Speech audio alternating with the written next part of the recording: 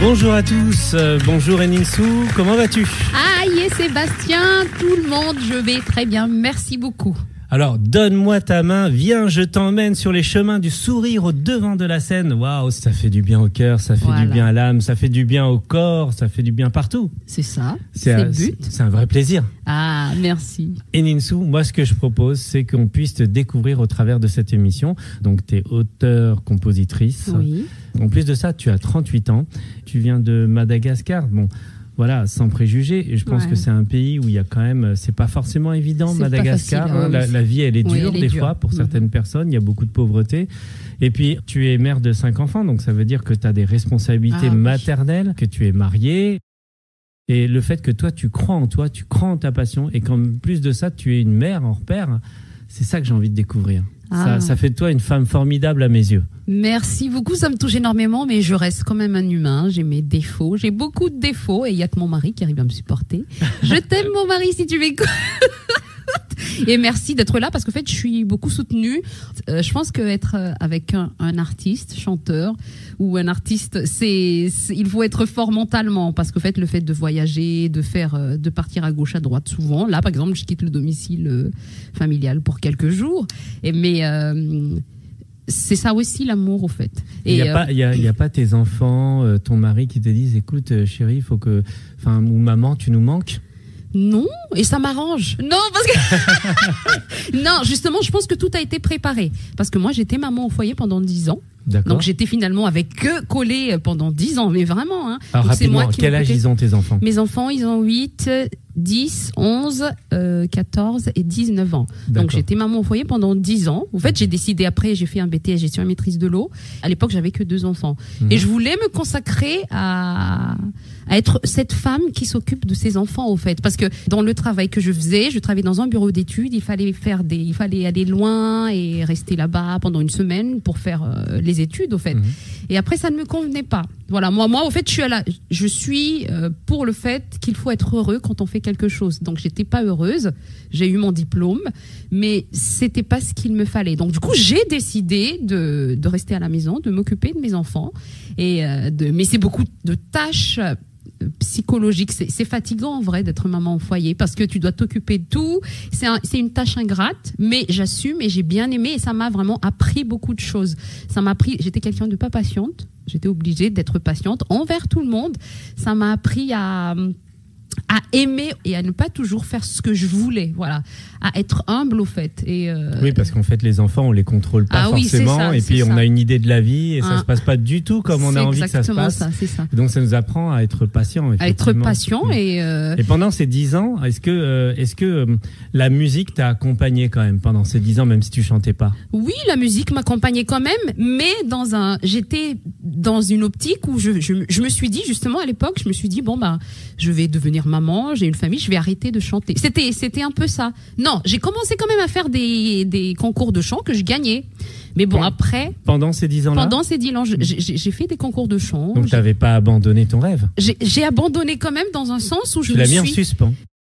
Pendant les 5 premières années, j'animais des mariages, des anniversaires. Donc à l'époque, mon mari ne pouvait pas forcément garder les enfants tout le temps, et je les emmenais en soirée. Tu vois? D'accord. Il faut dire que aussi, c'est pas que Eninsou qui est une artiste, mais aussi elle a des enfants qui ont aussi cette âme d'artiste. C'est ça. Pendant ces années aussi, je manageais mes enfants. Donc du coup, on s'est inscrit dans des agences de mannequins. Ils tournaient dans des films en tant que figurants. Voilà, ils étaient souvent dans des classes où ils sont un peu atypiques. Du coup, c'est la première fois que j'entends le terme je manage mes enfants. Tu manageais vraiment tes enfants? Alors ça veut dire quoi, je manage? Ça veut dire que tu gérais leur carrière, leur évolution, leur éducation? Comment ça se passe? Oui, je gérais tout, mais vraiment, il y a des castings et je répondais aux emails. C'est moi qui étais photographe. Nailins, par exemple, c'est moi qui tournais ses premiers clips. Je l'enregistrais à la maison, ses sons, les covers, qu'on postait ensuite sur les réseaux sociaux. Voilà, j'étais vraiment la femme à tout faire, voilà. Mais c'est pour ça que c'est très très bien parce que ça m'a appris beaucoup de choses, tout ça. Est-ce que tu crois qu'avec le recul, tes enfants, ils sont devenus artistes parce que tu as voulu qu'ils le soient, ou est-ce qu'ils sont devenus artistes parce qu'ils avaient envie d'être artistes? Je pense qu'un enfant, on ne peut pas l'obliger. Un enfant, ça se ressent tout de suite, au fait, s'il est malheureux de le faire ou s'il l'est pas. Et en tout cas, pour Neilins, elle a pas l'air d'être malheureuse, et même maintenant, c'est son travail. Elle est chanteuse. Ouais, elle est chanteuse. Voilà. Vraiment, un enfant, on ne peut pas l'obliger parce qu'il va faire la gueule. Ça se ressent tout de suite sur le travail. Voilà. Si on l'oblige. C'est important d'encadrer, et moi, je suis mère. J'apprends vraiment à mes enfants d'être très très ambitieux, de ne pas se contenter et de se dépasser, parce qu'il y a par exemple un de mes enfants qui est très très timide, et j'apprends à ce qu'elle ait confiance en elle. Voilà, je lui dis t'es belle, voilà, regarde, si tu travaillais plus, tu lui fais de la psychologie positive. Voilà, c'est ça, c'est très important parce que tout vient de ce qu'on pense. La pensée, ça se manifeste après. Alors, on va revenir parce que ce que tu dis, c'est extraordinaire. Tu vas un petit peu à contre-courant de l'éducation classique.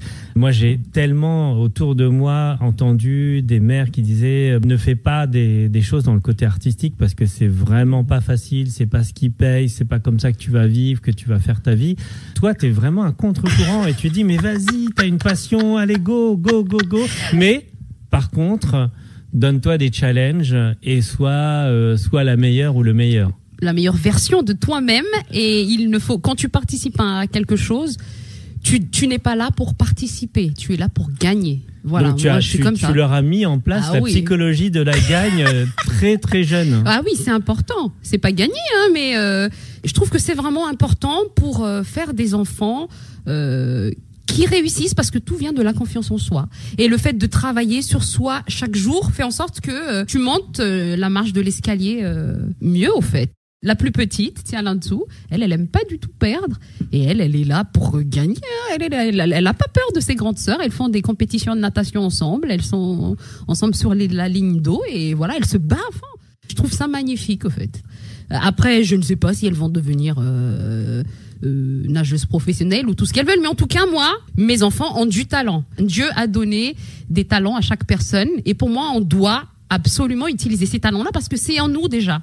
Au fait, c'est comme ça que j'éduque mes enfants, et s'ils peuvent travailler dans ces domaines-là, parce qu'en fait, c'est déjà en nous, il suffit juste de travailler, c'est plus facile, au fait. Parce que si, par exemple, moi, je suis pas du tout habile de mes mains. Si on me demande d'être forgeron ou je ne sais quoi, c'est une catastrophe. Tu vois, moi, c'est mon optique, ça. On t'a donné ça, voilà, utilise ça, parce que ta bénédiction, elle se trouve là. Donc, tout simplement. T'as un talent, tu t'en sers, et tu ne le gâches pas, tu ne le gaspilles pas. Tu ne le gaspilles. Ah non, ça c'est interdit, ça. Non, mais vraiment, parce qu'il y a beaucoup de gens qui m'envoient des messages, par exemple, sur les réseaux, et qui me disent je te vois te battre. C'était en 2019, ça m'a touchée. Elle m'a dit ouais, je te vois te battre pour ton talent et tout, à ton âge et tout. Elle est jeune, hein. Elle a même pas 18 ans. Elle a dit qu'elle voulait être mannequin et tout. Je lui dis mais vas-y, maintenant elle est signée dans 3 agences de mannequins. Elle tourne un peu partout. Et je trouve ça magnifique d'avoir eu ce petit impact dans sa vie. Voilà. Alors moi qui travaille beaucoup avec des gens sur la confiance en soi et toutes ces choses-là, toi, on dit, si tu as un talent, vas-y, travaille. N'aie pas peur de travailler ton talent. Et puis, alors, fais-le bien. Ne le fais pas en dilettante, n'essaye pas de participer, mais vas-y, gagne. Oui, c'est important. Et je ne dis pas qu'il ne faut pas aller à l'école et tout. C'est bien. Parce que les maths, ça nous apprend à être logique et tout ça. Mais moi, vraiment, je suis heureuse maintenant parce que je suis dans la ligne que je dois être. Voilà. Alors maintenant, on va remonter un petit peu dans le temps. Et justement, en fait, cette mentalité que là, cette psychologie de la gagne que tu as, est-ce que tu l'as toujours eue? Est-ce que tu l'hérites de tes parents? Est-ce que tes parents t'ont toujours soutenu pour faire ce que tu voulais? Non, justement, mes parents, on vient de Madagascar, d'un pays pauvre, être artiste, même jusqu'à maintenant, quand tu dis que t'es artiste, les gens te disent oui, mais à part ça, tu fais quoi? Ma mère m'a soutenue, mon père, lui, il était études à fond et tout, mais je pense que chaque personne je ne lui en veux pas, hein, c'est normal, en fait, parce que chaque parent veut que ses enfants. Mais ça veut dire quoi? Il t'empêchait, en fait, d'être une artiste? Il ne me soutenait pas, genre le fait d'aller au concert ou des trucs comme ça. Pour lui, le fait de ne pas venir, pour moi, ça ne soutient pas, et il ne va jamais me dire que je chante bien ou. Et moi, je sais que j'en ai souffert pendant longtemps même. Ouais. Je lui en voulais encore depuis il y a 3 ans encore, hein, voilà. Mais en fait, il faut prendre le pardon. Il faut essayer de comprendre aussi les les gens. C'est important parce que lui, il se place en tant que père. Voilà. Et pour lui, c'est pas une vie, mais moi, en tant qu'enfant, je veux être heureuse, tout simplement. Même si je suis pas avocate, je suis pas médecin. Et ton père aussi, il a envie que tu sois heureuse. Oui, sauf c'est qu'il ça. a une autre conception du bonheur pour toi. C'est ça. Et il y a pas que lui qui pense tout ça. Même les gens aujourd'hui, ils disent que ouais, tu vas faire quoi? Moi, il y a des gens qui étaient amis avec nous, mais qui ne le sont plus parce que je suis ambitieuse. Je leur ai montré mon ambition. Et les gens, ils me disent ouais, tu vas faire quoi? T'as 5 enfants. Mais je lui ai dit laisse-moi rêver, tout simplement. Et je vais revenir à la question principale, parce que j'ai toujours été comme ça. Non, du tout. Je sais que j'ai toujours été ambitieuse. J'étais nageuse aussi quand j'étais enfant, et justement, ça vient de là. J'ai été sélectionnée pour le championnat de Madagascar. C'était à Tamatave. J'avais 8-10 ans, je crois. C'était la finale. Ça m'a marqué tellement parce que, au fait, ce jour-là, on n'était que 3 concurrentes, voilà, pour la finale. Et les deux filles qui étaient contre moi, elles étaient plus petites en taille que moi. Et moi, j'avais le complexe d'être plus grande et de perdre. C'est la première fois que je crois que j'en parle. Et du coup, mon coach, il me dit, vas-y, va nager. Et j'ai dit non. Parce que tu te sentais parce que j'avais peur d'être plus grande. Oui. Non, ouais, j'étais complexée d'être grande et de perdre face à des petites. Vous voyez la peur de perdre, au fait, c'était ça. Tu mettais la pression parce que tu dis comme t'es grande, si en plus tu perds, je vais avoir la honte, nul, le regard des autres, c'était ça. D'accord. Et depuis ce jour-là, au fait, je me suis dit j'ai raté une opportunité, au fait, d'avoir une médaille. Tu vois? Non, mais c'est vrai, c'était la finale, s'il te plaît. Ça m'a marqué et j'ai dit plus jamais ça parce que j'ai perdu. Finalement, j'ai rien gagné. Depuis ce jour-là, je me suis dit non, plus jamais ça.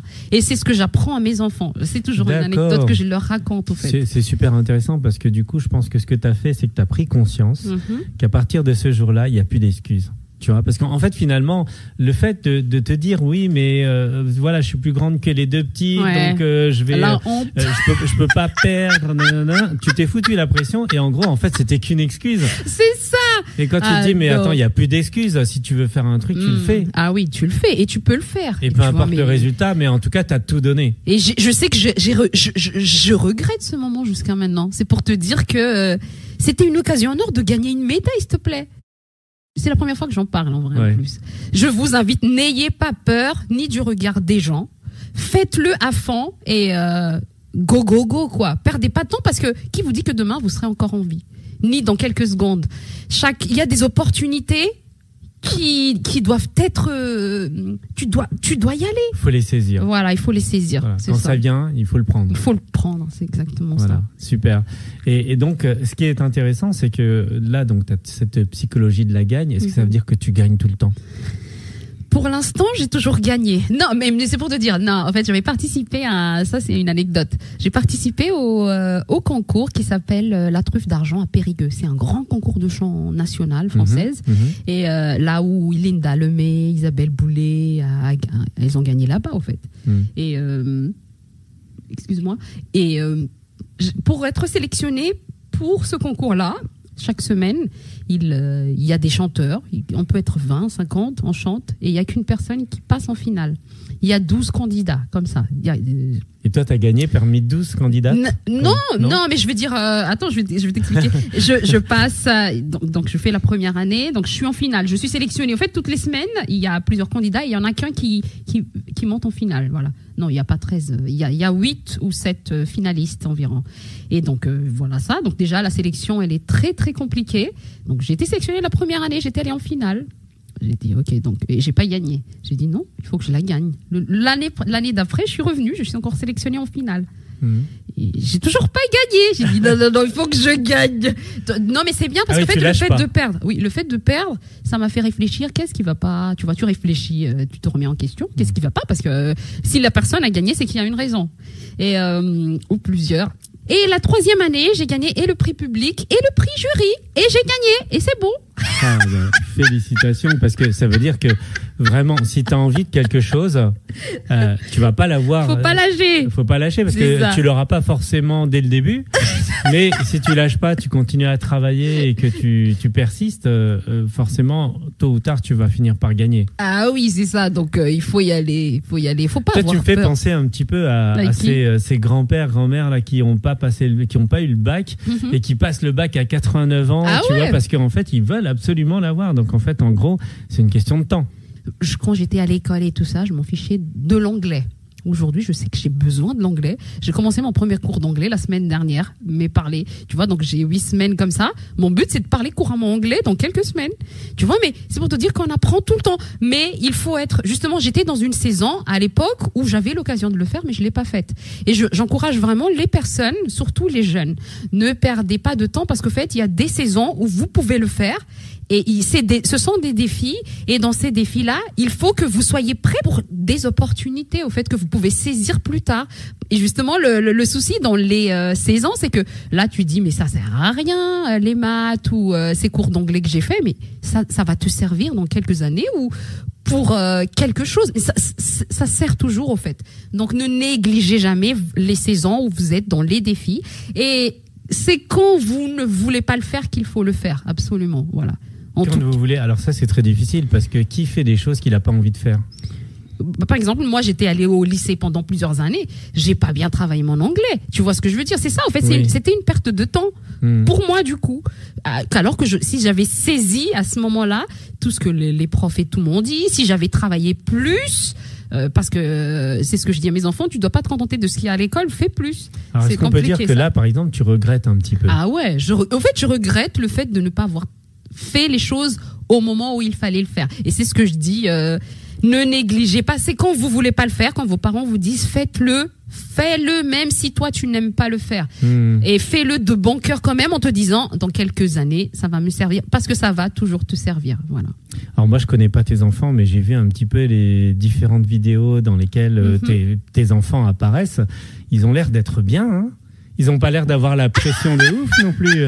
Non. Après, c'est devenu naturel chez nous. Moi, je suis maman très très cool. Je suis sévère, mais je suis très cool. Et chez nous, la joie, je cultive vraiment la joie. Sévère et cool, ça veut dire quoi? C'est antinomique, ça. Sévère et cool. Non, ça peut se marier parce que je reste une maman, mais je suis leur amie au fait. Je fais en sorte que, par exemple, mon fils. Lui, il aime pas. Moi, j'aime beaucoup les câlins et les bisous. Oui. Et lui, il a décidé, il n'aime pas les bisous et les câlins. Donc moi, pour avoir son cœur, lui, il me dit, viens, on check. Donc nous, on se check, nous, le matin, bonjour, bonsoir. Okay. Mais il ne se fait pas. Mais après, je lui fais quand même des câlins à la fin et il veut. Mais en fait, il faut que je m'adapte aussi à eux. Mais c'est comme ça que je rentre dans leur cœur. Voilà. C'est comme ça que je fais. Mais par exemple, les chambres doivent être rangées. C'est compliqué, hein, de demander à ses enfants de ranger leur chambre. Mais je leur dis, mais des fois, je suis obligée de rester là et d'attendre et de dire, tu fais ça parce que tu l'as pas fait. Mais je dis, est-ce que vous aimez que je fasse la police comme ça? Moi aussi, j'aime pas faire la police parce que c'est ce temps-là, je peux l'utiliser pour autre chose. Voilà. Ils sont enfants, ils apprennent encore, mais c'est long. Moi, par exemple, je suis la mère chelou qui vérifie le dent de mes enfants tous les soirs.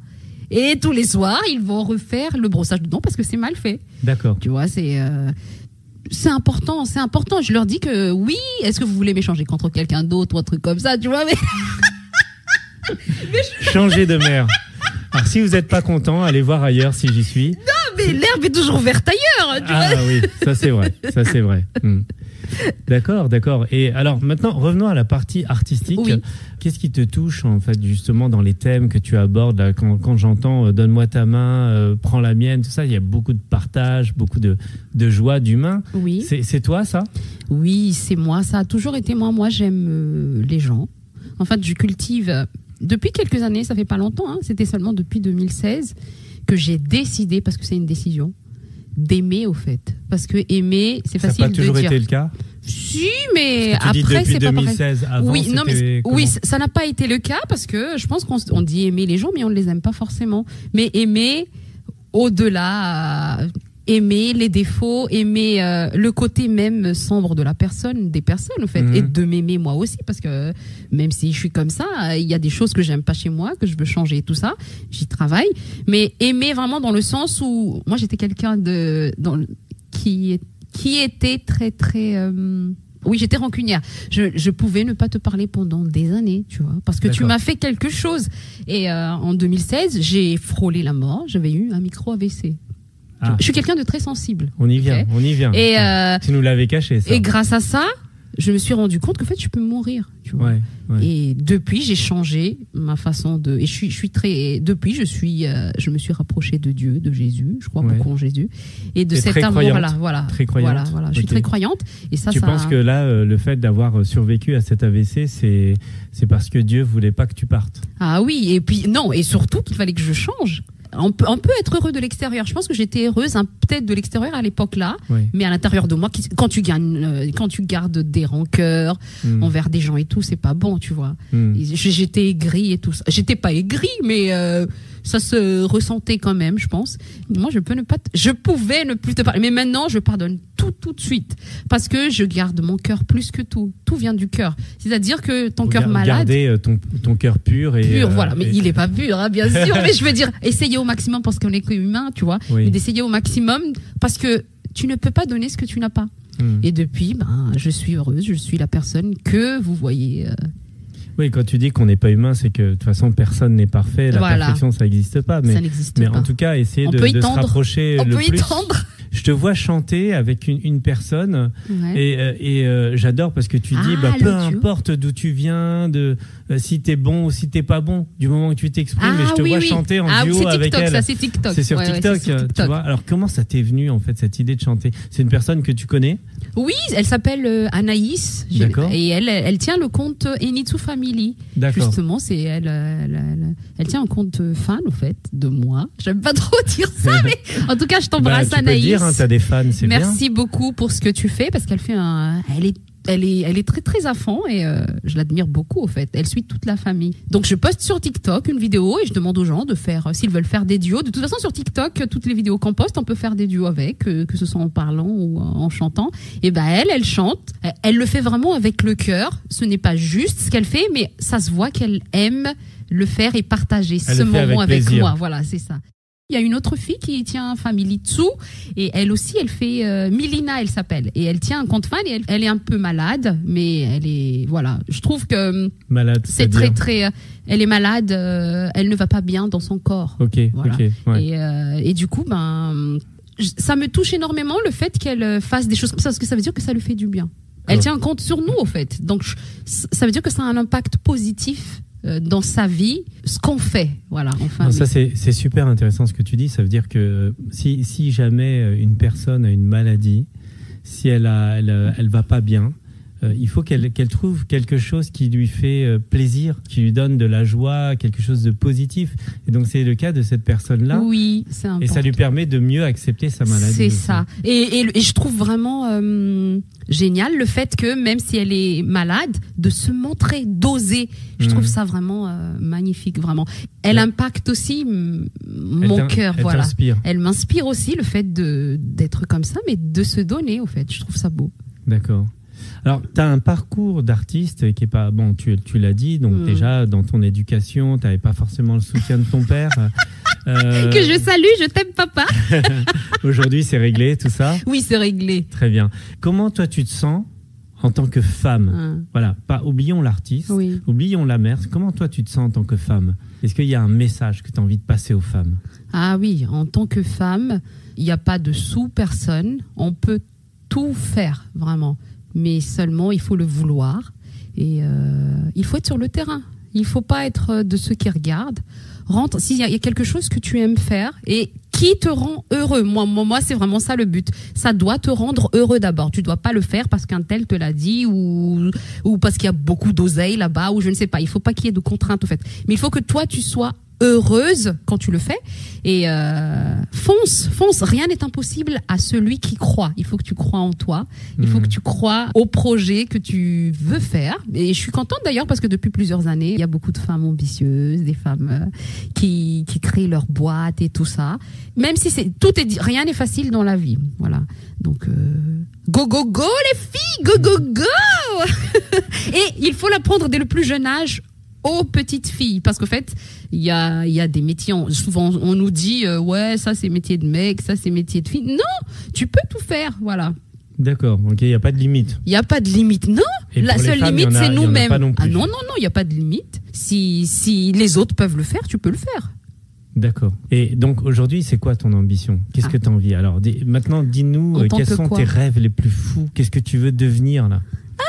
J'ai beaucoup de trucs à faire. Déjà, je veux avoir des triples disques de diamant. Ouais, je suis là pour ça, tu vois.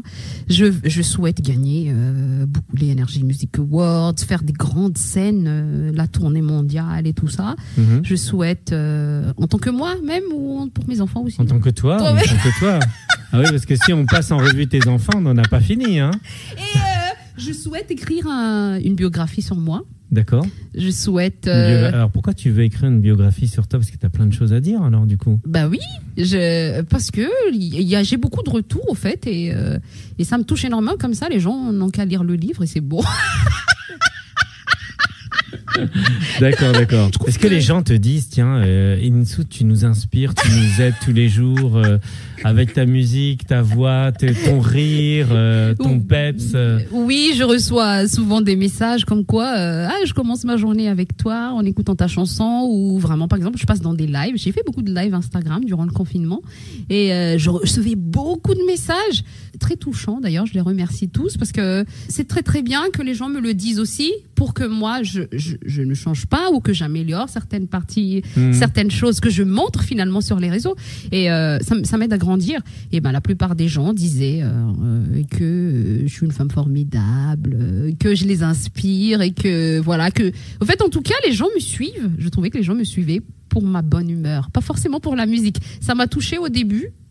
Vraiment hein, parce que moi j'étais là pour chanter, je suis pas là pour faire mais comme je suis tellement naturelle comme ça, du coup, mais je peux pas changer ça, tu vois. Et si les gens me suivent comme ça, c'est pas grave. D'accord. Mais écoutez quand même les chansons et partagez-les. Tu le savais, toi, que t'étais quelqu'un de bonne humeur, qui donnait la pêche aux gens? Ça m'a ouvert les yeux seulement pendant le confinement, au fait. D'accord. Parce que c'était tout le temps. Les gens me voulaient même dans leur live. Et c'est là que j'ai ouvert les yeux. Je l'étais, mais on ne me le disait pas. Tu t'en rendais pas autant compte. Voilà, okay. Que ça a un impact sur la vie et comme le fait d'avoir été confiné, je pense que les gens aussi c'est comme si j'étais une bouffée d'oxygène au fait pour eux. Super. Voilà. Super. Revenons maintenant à ton titre Viens je t'emmène. Ah. C'est quoi l'idée? C'est quoi le concept de ce type-là? Parce que tu tu cites plein de villes, plein de choses, etc. C'est quoi l'histoire de Viens je t'emmène? Un jour, on était au studio. Je salue Romain Ben Abdelkader avec qui je travaille. Je me suis dit comment on fait pour s'évader. On boit un petit café, on parle un petit peu et après, c'est venu comme ça. Où est-ce que tu veux aller et tout ça. Et après, on a dit, tiens, on va faire un titre pour voyager. Et on a commencé à composer. Au fait, c'était un test. J'étais censée rester 3 jours. J'étais restée 12 jours, je crois. Et on a composé jusqu'à 3h du matin, tous les jours. C'était tellement, on était tellement passionnés. Au fait, ça a matché tout de suite. Et d'ailleurs, je le remercie jusqu'à maintenant parce que voilà, c'est grâce à ça qui a réveillé finalement mon rêve qui était suspendu, voilà. D'accord. Alors, viens, je t'emmène. Tu dis que c'est une invitation à voyager. C'est ça. Ok. Et c'est toi qui as écrit les paroles? On a écrit ensemble. Vous avez écrit ensemble. Ouais. À quoi tu as pensé justement le voyage pour toi, c'est important? Ah oui, moi je n'ai pas encore eu l'occasion de beaucoup voyager, mais ça fait partie de mes rêves aussi, voilà, de voyager, d'emmener mes enfants, parce que découvrir d'autres cultures, d'autres nations, c'est grandir, c'est apprendre toujours des autres, parce que on n'a pas la même vision, on n'a pas la même culture. Et moi, par exemple, mes enfants, ils sont jamais partis à Madagascar, ne serait-ce que ça. Moi, je connais finalement la vie d'ici et de Madagascar, c'est un contraste.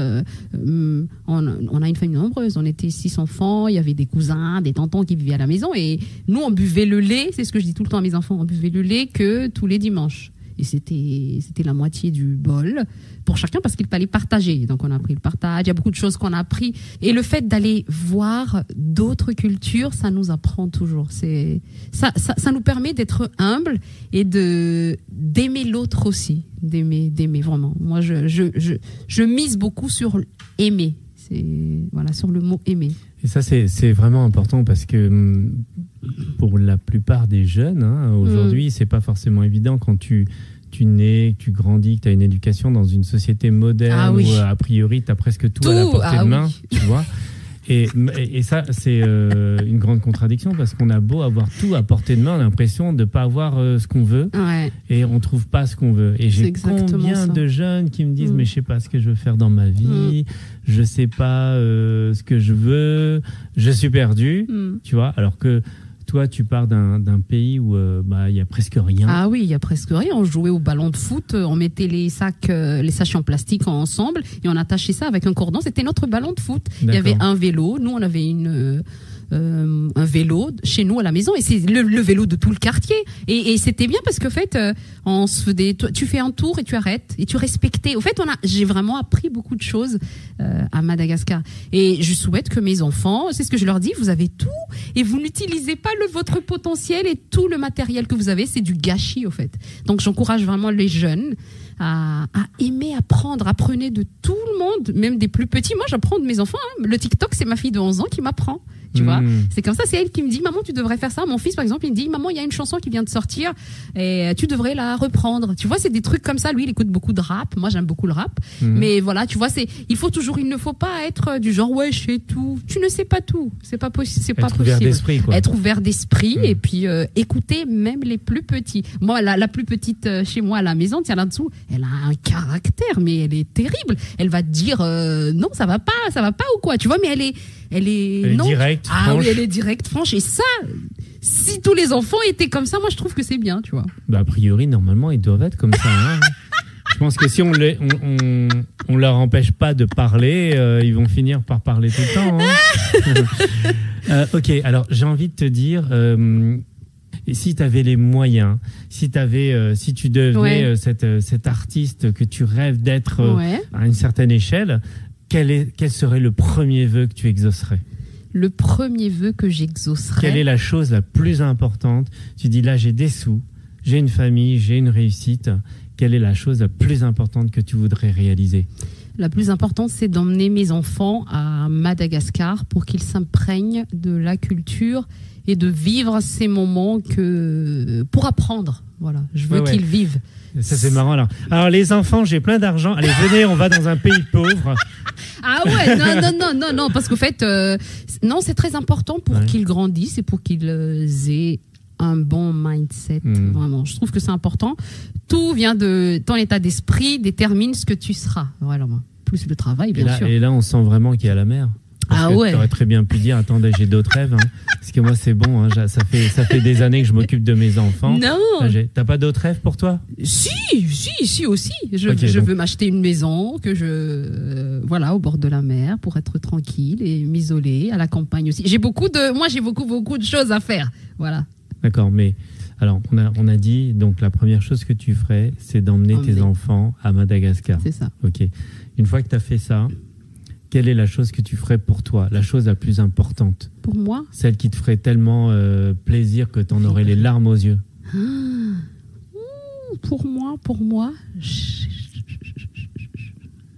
ne sais pas. C'est une question difficile. Non, le souci, au fait, c'est que moi, ça, c'est un truc qu'on m'a toujours reproché, en tout cas, mon frère, les gens de ma famille, comme quoi j'ai toujours intégré les autres dans ma vie. En fait, c'est comme si j'étais pas une personne unique. Je peux pas, je sais pas, parce qu'en tant que, j'ai été maman très tôt, et je pense que ça a toujours, j'ai toujours été en mode nous. Et, en tant que mère, encore, aujourd'hui, c'est encore, je sais pas. Moi, ce qui me ferait plaisir, je crois que je vais prendre des vacances toute seule, je pense aussi. Toute seule, sans ton mari, sans les enfants, toute seule. Ça, c'est quelque chose que j'ai jamais fait. Ah genre mais je sais pas si je vais tenir. J'ai peur. Et tu irais où alors? J'irai à l'île de Bora Bora. L'île de Bora Bora. Ah, ça, c'est mon rêve, ça, l'île de Bora Bora. Ça, c'est un message à toute ta famille. Si jamais Ininsu disparaît, vous savez où la retrouver. Hein. Elle est simple. Elle sera là-bas en train de siroter. Je ne sais pas pourquoi l'île de Bora Bora. Ça a toujours été mon rêve. J'ai vu ça dans les documentaires quand j'étais à Madagascar. J'ai dit waouh, Bora Bora, c'est beau, c'est magnifique. Je trouve que c'est très très beau là-bas. D'accord. Ok. Bon, bah écoute, en tout cas, je te le souhaite. Amen. N'oublie pas de laisser quand même tes coordonnées pour qu'on puisse te retrouver au cas où. Hein, parce que, non. Silence total. Alors, mais quelques jours, je partirai pas très longtemps. Hein. Ouais. Mais non, c'est vrai. D'accord. Mais je pense que ça va me faire du bien parce que être maman, comme on a dit tout à l'heure, je suis maman, je suis femme, je suis artiste, c'est beaucoup de charge mentale aussi. Mais il faut que, et même moi j'y ai jamais pensé, hein, mais je pense que je devrais le faire, tu vois. C'est pour cela que en fait j'arrive pas à le faire, mais il faut que je le fasse. Là par exemple le fait de venir ici à Paris, moi ça m'arrange, tu vois, parce que mais ça arrange aussi ma famille parce que je suis pas là non plus pour vérifier les dons. Ah oui, d'accord, ok. C'est un petit peu votre bouffée d'air à chacun. C'est ça, voilà. D'accord. Ça fait du bien à tout le monde et c'est bien. Alors, je vais te poser quelques questions comme ça. Alors, si aujourd'hui, il y avait un truc en toi que tu aimerais bien changer, ce serait quoi? Physiquement ou quoi? Peu importe. Peu importe. Je suis sur la route d'être plus organisée. Je suis pas organisée du tout. T'aimerais mieux t'organiser. Voilà, j'aimerais mieux m'organiser. Pourquoi? Parce qu'en fait, bon, en tant que mère, quand même, tu dois être un minimum organisé. Hein? J'ai oublié, par exemple, là, ce week-end, j'ai oublié que ma fille j'avais pas noté, tu vois, il y a tout ça. Ouais. J'avais oublié de noter qu'elle avait un concert de musique samedi, et alors que au même moment, il y a mes 2 filles qui font la compétition de natation. Tu vois, il faut quand même s'organiser un minimum. Et tu crois qu'il y a quelque chose à faire pour ça, ou est-ce que c'est ta personnalité, ça fait partie de toi, tu vois? Ça fait partie de moi, mais il faut le changer parce que ça bloque et c'est pour que tout le monde soit heureux et fasse ce qu'il faut parce que je ne suis pas que moi. C'est pour ça que je te dis que c'est compliqué de penser qu'à moi. Je dois penser aussi à mes enfants, à leur bien-être et tout ça parce que si je leur inscris dans une école de musique, il faut qu'ils fassent il y a des obligations au fait. Et je n'assume pas du coup, j'arrive pas à assumer ces obligations-là correctement. D'accord. Le fait de ne pas être organisé quand tu oublies un rendez-vous et tout ça, que je sois en retard, ça va pas. Tu vois, c'est compliqué. Ça, c'est génial parce que ça veut dire que peu importe quelle que soit ta personnalité, ton éducation, etc., si tu as envie de changer un truc, tu le changes. Oui, mais pour l'instant, je n'y suis pas encore. C'est pour te dire que ce week-end, j'ai mal, mais je travaille parce que, et même avant, j'avais 2 agendas et des fois, je notais dans l'autre et je notais. Tu vois, il y a des choses que tu apprends et c'est pas bien. Il faut que j'ai qu'un seul agenda et dans lequel je note tout. D'accord. Non, ça va, j'ai qu'un seul agenda là, mais tu vois, il y a toujours des choses qui vont pas. Ta bête noire, c'est l'organisation. Ouais. Faudrait, et tu penses que c'est important. Ah oui, c'est important et pas que pour moi, même pour les enfants, parce que du coup, ça fait pas très sérieux. Ouais. D'accord. Si tu avais un message à passer à quelqu'un que tu connais ou que tu connais pas, mais un message important à passer, ce serait lequel? Quoi que vous fassiez, faites-le avec amour et soyez toujours en pole position. Go, go, go, go! Et est-ce que tu penses à des personnes en particulier quand tu dis ça? En premier, à mes enfants. D'accord. Et à tous ceux qui écoutent, parce que je pense qu'on a tous... nous sommes maîtres de notre vie. C'est-à-dire que c'est toi qui décides de ce que tu veux faire, de ce que tu veux être. Et ne laisse personne te dire que tu es incapable de le faire, que c'est impossible. Tout est possible, tout est possible. Ta seule limite, c'est toi-même. Et justement, est-ce que tu parlais un petit peu de Dieu, du destin, tout ça, etc. Alors, c'est quoi la part justement de ce qui est possible que tu fasses par rapport à ce qui est dans ton destin? Déjà, en premier lieu, pour savoir, moi, en tout cas, je sais que tu es dans ta destinée quand tu es heureux de le faire. Je sais que si, par exemple, j'ai pris une décision et que je fais un truc et que je n'ai pas la paix à l'intérieur de moi, je m'écoute vraiment beaucoup. Et si j'ai pas la paix, je ne le fais pas. Voilà. Il faut que je sois convaincue que c'est ce que je dois faire. Et là, je suis bien. D'accord. Je pense toujours à moi, à mon être intérieur d'abord. Une autre question, c'est si jamais il y avait un choix à faire entre ta passion et le fait de bien gagner ta vie. Parce que je t'explique pourquoi je pose cette question, parce que je pense que la condition de la femme, elle a beaucoup changé depuis quelques années. Heureusement d'ailleurs. De plus en plus, et c'est bien. On trouve qu'il y a des femmes qui dirigent, il y a des femmes qui des fois gagnent plus que leur mari maintenant, donc les choses s'inversent. Mais je trouve que voilà, beaucoup de femmes ont envie, alors c'est peut-être moi, parce que je suis dans l'entrepreneuriat, mais il y a beaucoup de femmes qui ont envie de bien gagner leur vie, de montrer qu'elles peuvent réussir financièrement, socialement. Toi, ça semble pas être ton cas. Toi, c'est la passion. Mais justement, c'est là où c'est ce que je disais au début, que c'est important. Avec la passion, on peut gagner beaucoup. D'accord. Justement. Donc c'est pas antinomique. Donc pour toi, vivre sa passion, c'est aussi vouloir gagner bien sa vie. Bah oui, oui. Et en premier lieu, il faut être heureux. Mais dans ma passion, je peux gagner beaucoup d'argent. Et encore mieux, c'est pour ça que je conseille toujours les gens d'utiliser leur talent, parce que la bénédiction se trouve dans le talent. C'est-à-dire que, comme tu dis, beaucoup d'argent se cache derrière tes talents finalement. Parce que si tu l'as et que tu le travailles, c'est là que c'est plus facile déjà pour toi par rapport à d'autres personnes. Mais il faut travailler pour avoir ce que tu souhaites. Et voilà. D'accord. Je suis là.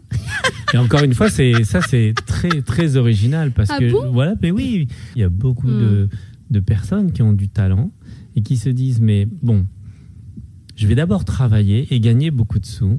Et quand j'aurai suffisamment de sous, que je serai à l'aise financièrement, je vais pouvoir travailler mon talent. Non, après, il y a certaines personnes, comme on a dit tout à l'heure, la destinée. Il y a des gens qui sont faits, par exemple, pour être médecin, mais ils ont du talent pour la musique. Et voilà, c'est comme ça. J'ai un ami comme ça. Et là, il a commencé à faire son disque et tout. Mais je pense qu'il est plus médecin que artiste. Tu vois ce que je veux dire? Mais c'est pour ça qu'il est important. Dire qu'il chante très mal, quoi. Non, il chante très bien. Mais ça veut dire que c'est pour en faire le métier, pour gagner ta vie, au fait. Oui. Et après, il ne faut vraiment pas. Ça, c'est important, hein.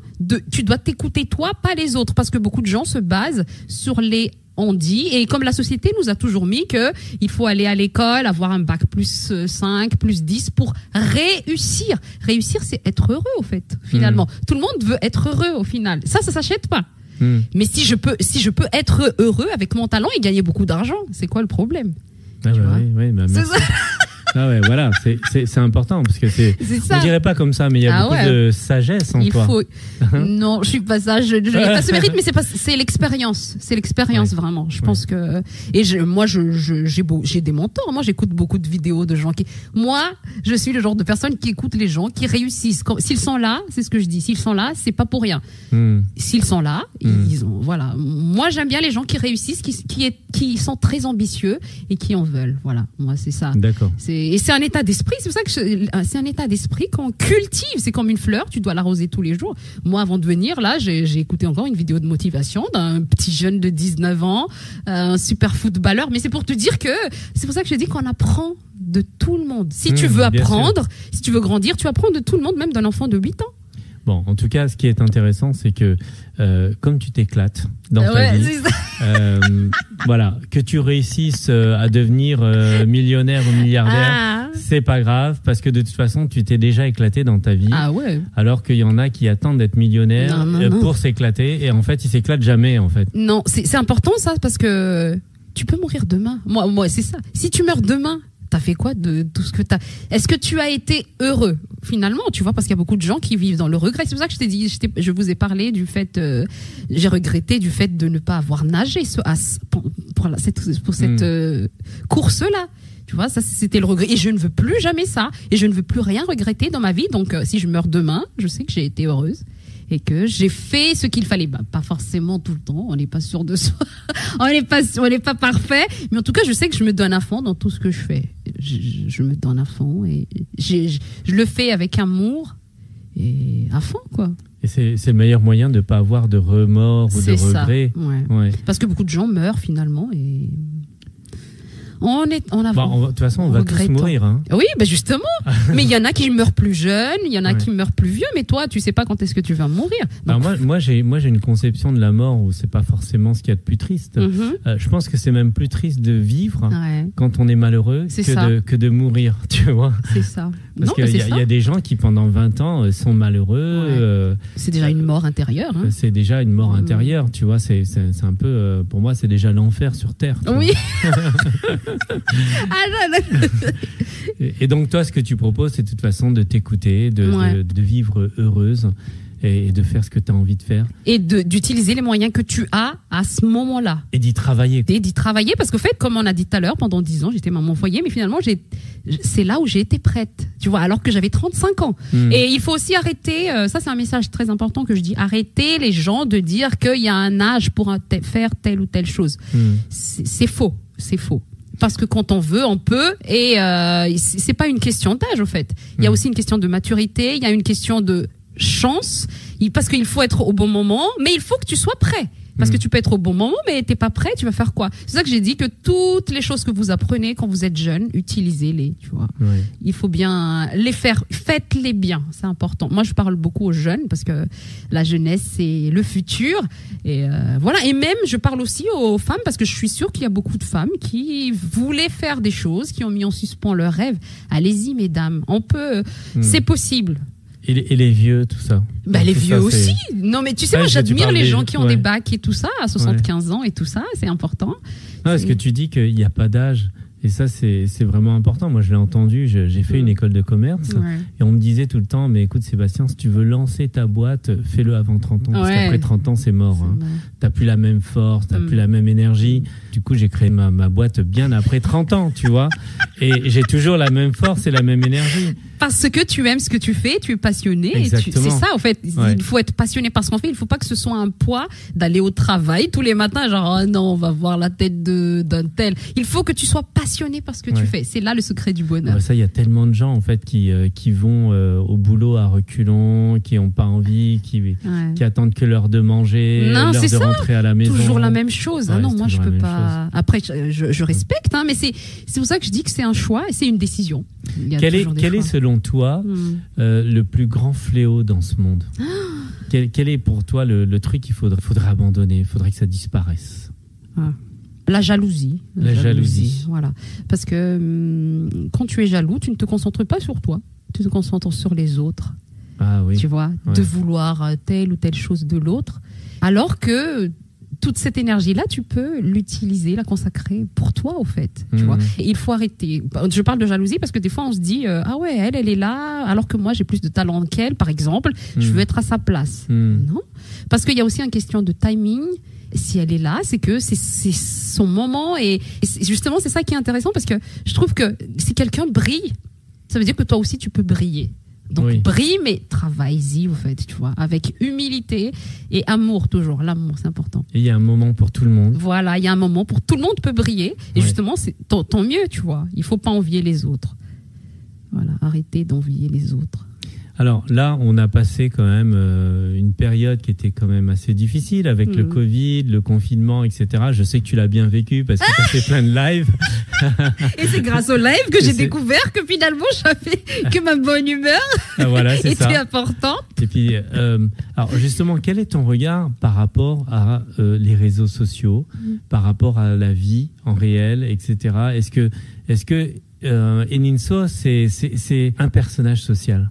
Non, en tout cas, moi, je sais que je suis la même sur les réseaux que dans la vie. Dans la vraie vie. Vous pouvez le demander aux gens qui me connaissent. Il n'y a pas de distinction entre toi dans la vraie vie et celle qui est sur les réseaux sociaux? Non. D'accord. Mais après, oui, moi par exemple, il y a beaucoup de gens qui mettent les filtres, je leur en veux pas, chacun fait ce qu'il veut. Moi, je ne mets jamais de filtre, je déteste même ça. Moi, je préfère être au naturel. Moi, j'ai des boutons, j'ai des taches sur le visage. Justement, c'est le fait aussi de dire qu'il faut avoir confiance en soi et que, voilà, même si l'image est importante, mais je pense qu'il n'y a pas que le physique. Finalement, les gens, c'est ce que je dégage finalement qui est important pour eux. Oui, c'est même plus important que le physique. Voilà. Et voilà, moi, non, je ne mets jamais de filtre. Enfin, et justement, c'est aussi peut-être un handicap pour moi déjà parce que c'est comme si je me livre trop, tu vois. Tu trouves? Ouais, je sais pas, mais en tout cas, il y en a qui me le disent. Et d'accord.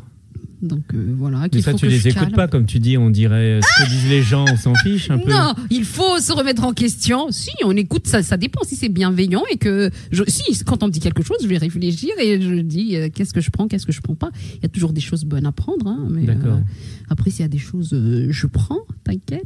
Donc en fait, si je comprends bien, les réseaux sociaux pour toi c'est un outil de communication, mais c'est pas quelque chose qui t'oblige à avoir une image de toi déformée. Ah non. Et parce qu'il y en a quand même beaucoup qui déforment leur image sur les réseaux sociaux aussi. Non, non. J'ai toujours voulu être moi-même, je le suis. D'accord. Et ça plaît pas, c'est pas grave. De toute façon, on ne peut pas plaire à tout le monde, et tant mieux. Chacun a ses mauvais goûts.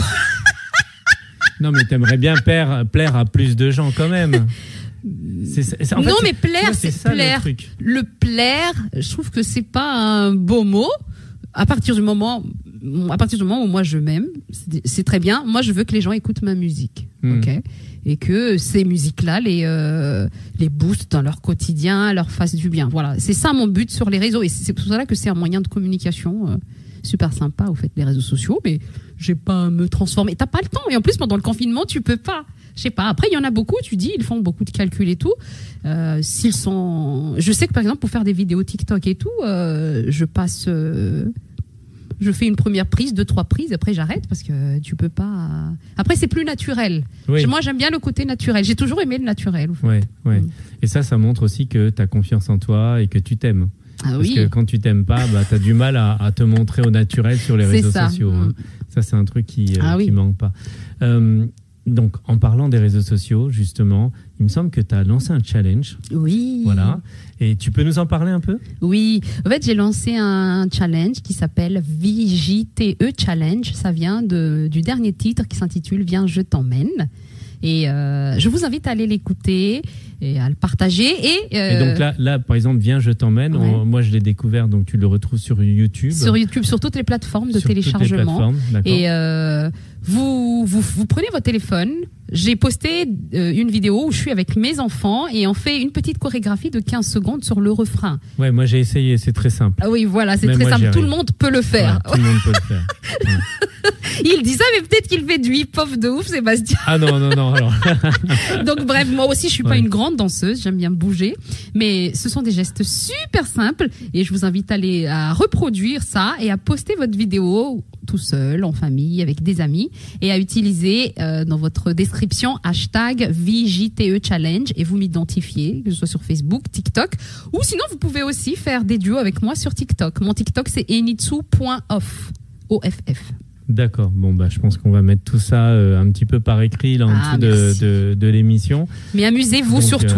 N'hésitez pas à faire des vidéos. Amusez-vous sur Viens, je t'emmène. Viens, je t'emmène. Danser sur la chorégraphie, ça c'est bien. En fait, ça met en joie et vraiment, c'est une chanson qui donne la pêche. Merci.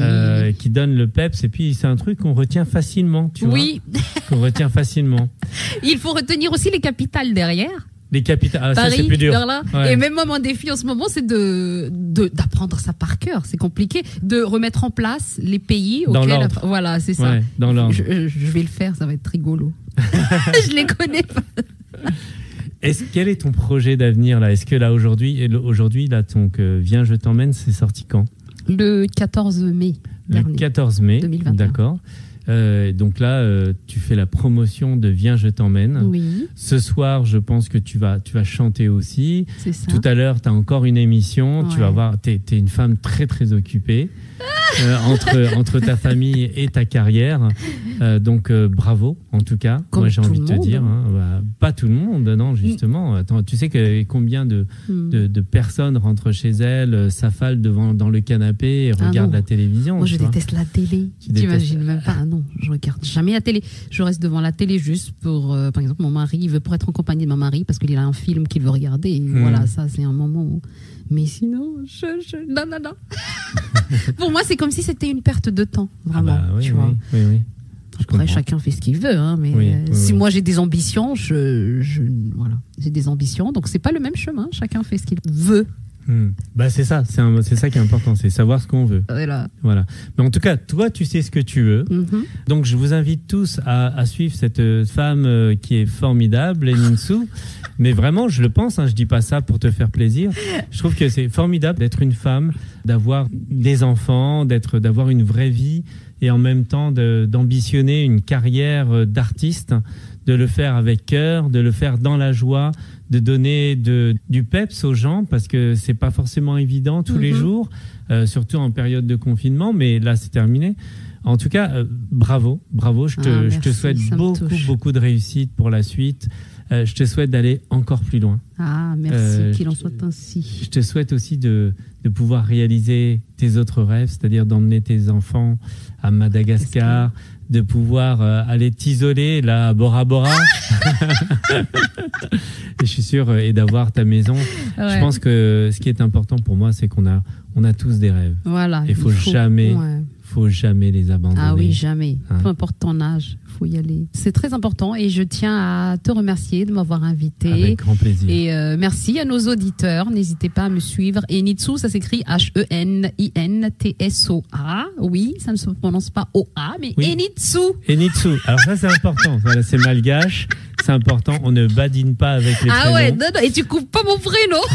Et surtout pas avec celui d'Eninsou. Et vous allez découvrir qu'avec Eninsou, il y a tout un environnement, il y a toute une famille, il y a plein de gens qui gravitent autour d'Eninsou parce que c'est une véritable famille d'artistes. Donc je pense que dans le lot, Et je souhaite que ce soit toi et tes enfants et ta famille. Dans le lot, tu auras forcément quelqu'un qui va devenir une méga star interplanétaire et mondiale. Qu'il en soit ainsi, mais le but, c'est toujours de rester humble et d'impacter les gens. En tout cas, moi, je sais que ça me touche énormément. Je pense que le fait d'avoir été maman avant, moi, il y a beaucoup de gens qui m'envoient des messages et qui demandent de l'aide pour sa famille. Je fais des covoiturages, des trucs comme ça. Il y a 3 semaines, ce mec-là, il a abandonné ses enfants, entre guillemets, et je lui ai, dans la voiture, pendant les 2h30 de trajet, je lui dis, c'est important la famille, tu vois. Et il m'a envoyé un message la semaine dernière, vendredi, je crois, il m'a dit, grâce à toi, j'étais allée voir mes enfants et merci, au fait. Tu vois, ça me touche énormément, j'ai envie de pleurer parce que je trouve que c'est beau. La famille, c'est la chose la plus importante au monde, voilà. Ne négligez pas votre famille, vraiment. C'est là où, c'est le premier, pour faire une nation, c'est dans la famille d'abord, voilà. S'il y a des choses à réparer.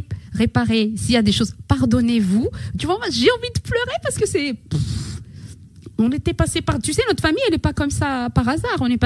On passe toutes par des stades, au fait, où on se construit. Ma famille, je sais qu'elle est heureuse aujourd'hui.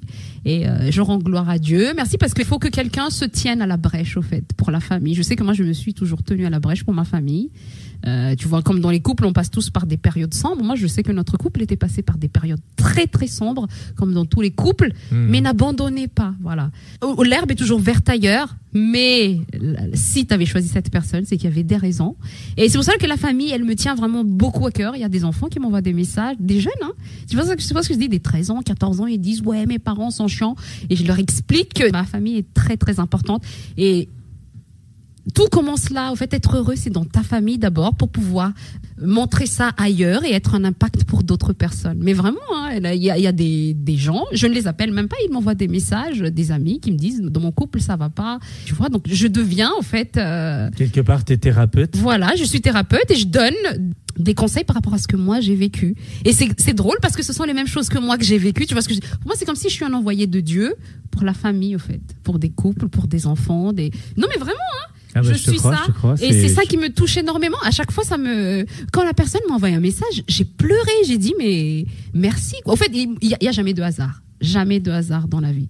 Si des gens viennent, moi, j'ai rien demandé. Moi, j'ai pas envie d'être le thérapeute de quelqu'un, tu vois.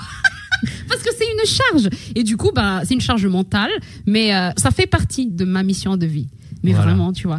Et ça me touche énormément parce que je trouve que c'est magnifique. Et je remercie tout le temps Dieu dans mes prières de m'avoir choisi pour ça, parce que c'est pas une tâche facile. Mais le fait d'avoir vécu plusieurs choses auparavant, je peux aider d'autres personnes, tu vois.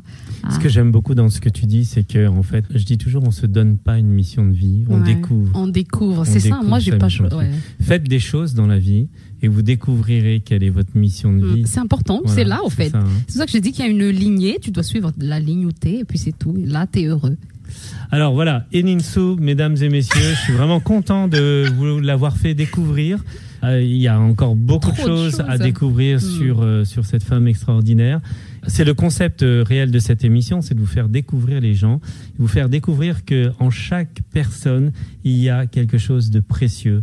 Dans chaque individu, il y a une étincelle qui peut devenir une grande flamme, quelque chose de grand quand on croit en soi, quand on a envie de marcher vers ses rêves. Merci à toi, Eninsu. C'est moi qui te remercie. Merci à nos auditeurs d'être restés jusqu'à la fin. Et n'oubliez pas de partager la vidéo pour toucher d'autres personnes également. Et je vous aime. Et n'oubliez pas, quoi que vous fassiez, faites-le avec amour et soyez toujours en pole position. Go, go, go, go!